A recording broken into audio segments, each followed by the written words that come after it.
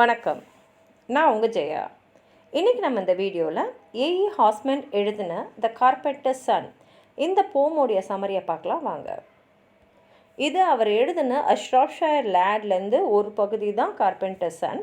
இது ஒரு மெலன்கலிக் டோனில் தான் அவர் எழுதியிருப்பார். நீங்கள் பைபிள் படிச்சிங்கன்னா அதில் ஜீசஸ் கிரைஸ்ட்டை கார்பெண்டர்ஸ் சன்னு தான் நிறைய இடத்துல குறிப்பிட்டிருப்பாங்க. ஆல்ஃப்ரட் எட்வர்ட் ஹாஸ்மேன் இது அவரோட பேர். அவருடைய இந்த ஷ்ராப்ஷயர் லேட் ரொம்ப பிரபலமான போமு.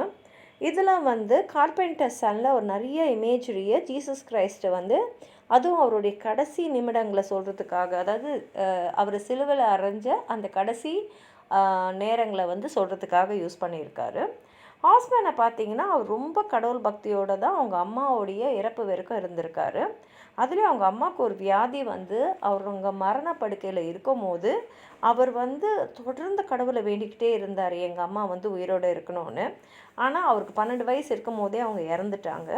அதுக்கப்புறம் அவருக்கு மெதுவாக சர்ச் மேலேயும் மதத்து மேலேயும் இருந்த ஒரு அஃப்லியேஷன் கம்மியாயிடுச்சு.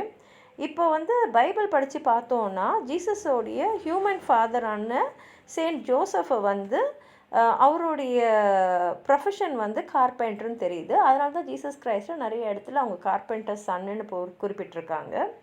இந்த கவிதையில் அவர் ஜீசஸ் கிரைஸ்ட்டை ஒரு சாதாரண மனிதன் மாதிரி அவரை தூக்கில் போகிறதுக்காக அழைச்சின்னு போயின்ட்டுருக்காங்க.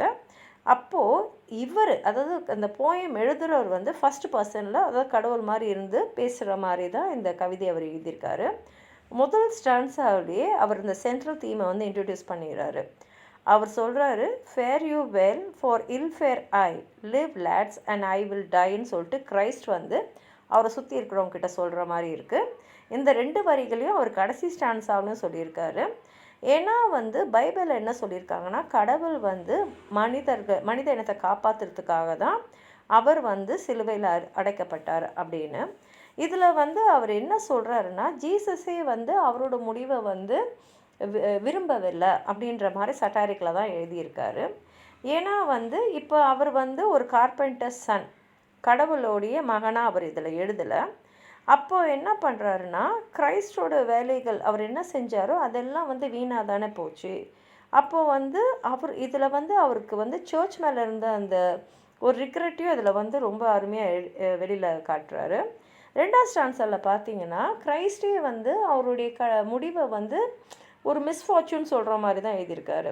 அவர் நினச்சி பார்க்குறாராம், நம்ம அப்பாவுடைய தொழிலே நம்ம அப்பா கிட்டே இருந்து கற்றுந்தான் நம்ம வாழ்க்கை எப்படி இருந்திருக்கும், நம்ம வெறும் அந்த கட்டையோடையும் அந்த டூல்ஸோடையும் ஒரு கார்பெண்டராக வாழ்ந்துருந்தோன்னா நம்ம வாழ்க்கை எப்படி இருந்திருக்கும்னு அவர் யோசிக்கிற மாதிரி இதில் எழுதியிருக்காரு.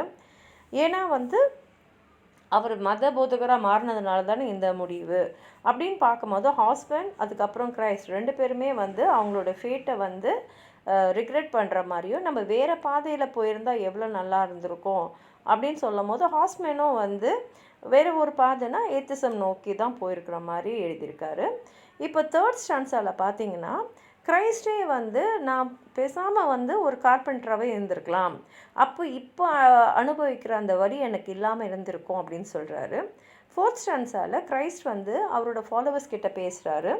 இதில் ஹாஸ்மேன் ஒரு முக்கியமான விஷயத்தை காட்டுறாரு. ஏன்னா கிரைஸ்ட் வாழ்ந்த காலத்தில் அவரை வெறுத்தவங்களும் இருந்திருக்காங்க அப்படின்றதுக்காக அவர் பைபிள்லேருந்து கிரைஸ்ட்டை அவங்க கல்வரிக்கு அழைச்சின்னு போகும்போது அவருக்கு எப்படி மக்கள் அவர்கிட்ட நடந்துக்கிட்டாங்க அப்படின்னு காட்டுறாரு. நிறைய பேர் அவர் மேலே துப்பி இருக்காங்க, அவர் அரைஞ்சிருக்காங்க, அவர் மேலே கண்ட பொருளெல்லாம் தூக்கி போட்டிருக்காங்க.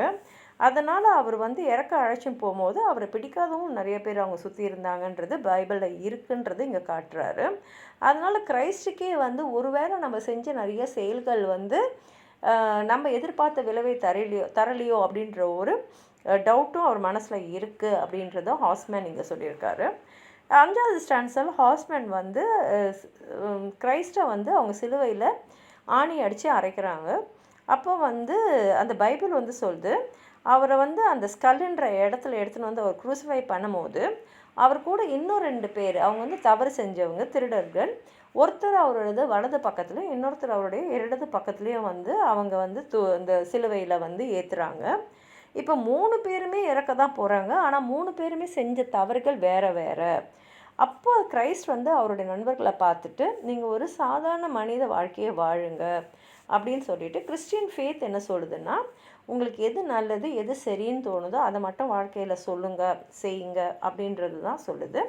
ஃபைனல் ஸ்டான்ஸால் அவர் என்ன சொல்கிறாருன்னா, எனக்கு ஏற்பட்ட முடிவு உங்களுக்கு ஏற்படாமல் நீங்கள் பார்த்துங்கன்னு சொல்லிட்டு திரும்பி அந்த முதல் 2 வரிகளை வந்து குட் பை மாதிரி சொல்லிவிட்டு உங்கள் வாழ்க்கையை நீங்கள் வாழுங்கன்னு சொல்லிட்டு தான் அவர் இறக்குற மாதிரி காமிச்சிருக்காங்க. வாங்க கவிதையை படித்து பார்க்கலாம். ஹியர் த ஹேங்மேன் stops his cart, now the best of friends must part. இப்போ வந்து அவர் அந்த சிலுவையில் அறைய வேண்டிய இடத்துக்கு அந்த ஹேங்மேன் வந்து அவரோட வண்டியை கொண்டு வந்து நிறுத்திட்டார். இப்போ அவரோட ரொம்ப நெருங்கிய நண்பர்கள் கூட, ஏன்னா இறப்புன்னு வரும்போது நீங்கள் எல்லாரையும் விட்டுட்டு போக தான் வேணும். ஸோ அந்த கட்டத்துக்கு தான், அதாவது அவர் இறக்கிறதுக்காக அவங்க கொண்டு வந்திருக்காங்கன்றது இந்த வரியில் அவர் சொல்கிறாரு. அப்போ கிரைஸ்ட் வந்து அவர் சுற்றி இருக்கிறவங்ககிட்ட சொல்கிறாரு, fare you well for ill fare I live lads and I will die. நான் உங்கள்கிட்டலாம் விடைபெறுறேன், நீங்களாம் வாழணும், நான் வந்து இறக்க போகிறேன் அப்படின்னு சொல்கிறாரு. O at home had I but stayed apprenticed to my father's trade. நான் மட்டும் வீட்டிலே இருந்து எங்கள் அப்பா கிட்டேருந்தே தொழில் வந்து நான் தொடர்ந்து செஞ்சுருந்தா. Had I stuck to plane and adze I had not been lost my lads. நான் மட்டும் எங்கள் அப்பா கூட இருந்து அந்த கார்பெண்டர் ப்ரொஃபஷனே செஞ்சுருந்தோன்னா நான் இந்த மாதிரி தொலைஞ்சு போயிருக்க மாட்டேன், இந்த விதி எனக்கு நடந்திருக்காது. Then I might have built perhaps gallow trees for other chaps, never dangled on my own had I left but ill alone. அப்போ நான் நிறைய மரத்துலேருந்து நிறைய மற்றவங்களுக்காக செஞ்சு கொடுத்துருந்துருப்பேன், இந்த மாதிரி ஆயிருக்க மாட்டேன். Now you see they hang me high and the people passing by stop to shake their fists and curse, so it is come from ill to worse.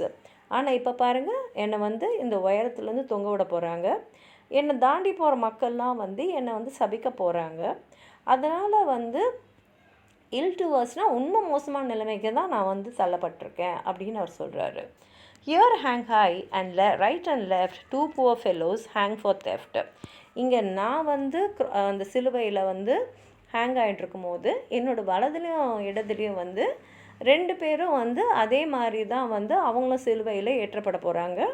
அதுக்கு காரணம் அவங்க செஞ்ச குற்றம் வந்து திருட்டு குற்றம். All the same's the luck we prove though the midmost hangs for love. இங்கே மிட்மோஸ்ட்னால் அவர் தன்னைத்தானே சொல்கிறார், ஏன்னா 2 பேருக்கு நடுவில் நான் தான் இருக்கேன். ஆனால் நான் சிலுவையில் ஏன் அறையப்பட்டிருக்கேன்னா அன்புக்காக, நான் அன்புக்காக செஞ்ச அந்த காரியம்தான். Comrades, all that stand and gaze, walk henceforth in other ways. See my neck and save your own. Comrades, all leave ill alone. இப்போ நண்பர்களே, நீங்கள் நின்று என்னை பார்க்குறீங்க, அதுக்கப்புறம் உங்கள் வழியில் நீங்கள் போயிடுவீங்க. ஆனால் எனக்கு அதாவது see my neckனா எனக்கு என்ன நடந்ததுன்னு பாருங்கள், சேவ் your ownனா உங்கள் கழுத்தை நீங்கள் காப்பாற்றிக்குங்க, அதாவது உங்களுடைய முடிவை நீங்கள் காப்பாற்றிங்க. அதனால் எல்லாம் வந்து விட்டுட்டு போங்க. Make some day a decent end, shrewder fellows than your friend, fare you well for ill fare I, live lads and I will die. shrewder fellows than your friendனா புத்திசாலியான பேருங்களோடு இருங்க. than your friendனா அவர் தன்னைத்தானே சொல்லியிருக்கிறாரு, என்ன மாதிரி இருந்துடாதீங்க. அதாவது என்ன சொல்கிறாருன்னா, நான் வந்து புத்திசாலித்தனமாக இல்லை அப்படின்னு சொல்கிறாரு. உங்கள் முடிவு நல்ல விதமாக இருக்கட்டும், நான் உங்கள்கிட்டருந்து போகிறேன், நீங்கள்லாம் வாழுங்க அப்படின்னு சொல்லிட்டு போகிற மாதிரி இந்த கவிதையை அவர் முடிச்சிருக்காரு. உங்களுக்கு எதாவது சொல்லணும்னு நினச்சிங்கன்னா கீழே இருக்கிற கமெண்ட் பாக்ஸில் எழுதுங்க. இந்த வீடியோவை லைக் பண்ணுங்கள், உங்கள் ஃப்ரெண்ட்ஸோடு ஷேர் பண்ணுங்கள். சப்ஸ்கிரைப் பண்ணாதவங்களாம் ப்ளீஸ் சப்ஸ்கிரைப் பண்ணி சப்போர்ட் பண்ணுங்கள். நன்றி.